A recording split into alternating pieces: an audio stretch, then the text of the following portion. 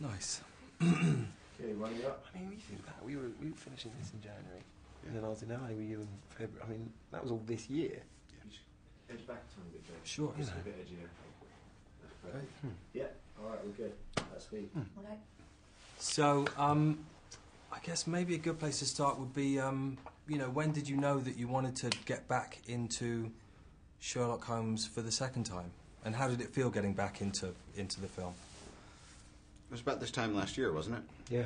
Yeah. On the junket. We talked about, to be honest, there were... This always sounds like a good story, and now I'm doubting myself. Did we talk about it in the making of the first one? Weren't there ideas we came up with where we thought, no, that won't work, but let's put it on a back burner? Yeah. I think that happened. Yeah. And then on the junket, when people were responding to the first one, and we thought there was a possibility that we'd be asked to do another, we really started talking seriously about ideas, and a lot of those ideas that came up while we were in Spain in particular. I remember a really great night in Spain where we talked a lot and quite animatedly and specifically.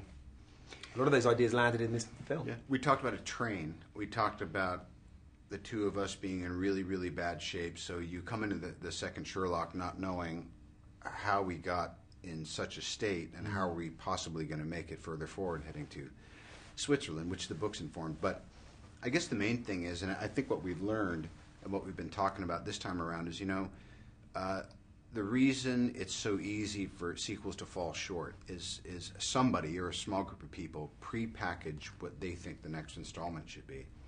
And often impulses or instincts that the actors might have, or a creative producer or the director or anybody might throw into the mix kind of get, that's okay, we got this. Whereas I think what the audience is really recognizing here is this really was this kind of multi-dimensional unfolding kind of attempt to try to do what's hard to do, which is make a good follow-up to, you know, a movie. And can you give us a little breakdown of how the sort of trials and tribulations of Watson and Sherlock develop in this Well, piece? it starts pretty much straight after the first, by maybe a couple of weeks. He thinks he's going to get married?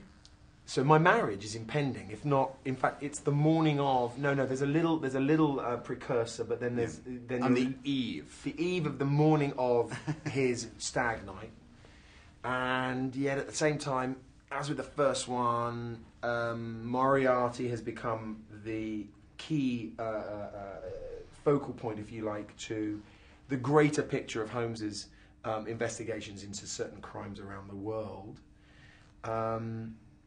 Hang on, I can't remember the question. Well, Holmes kind of can't see the forest for the trees. He's essentially forested Baker Street, which doesn't seem to surprise Watson, so he must know that he's gone a little bit bats.